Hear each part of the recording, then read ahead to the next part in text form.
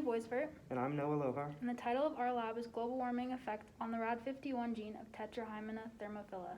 The question we have proposed is, what effect does a change in environmental temperature simulating global warming have on the Rad51 gene of the organism?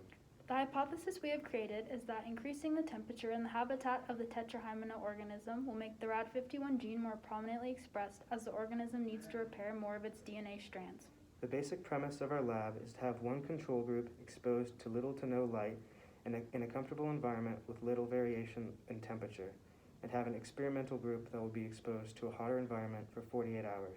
After the 48 hours, we will look at the Rad51 gene in the control and experimental groups. From there, we can compare and begin to develop a conclusion.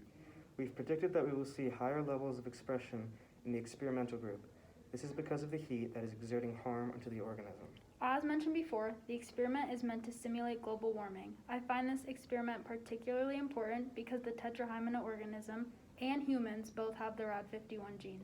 Through the analysis of this gene, we will be able to see the damage done to the organism and the prevalence of the Rad51 gene.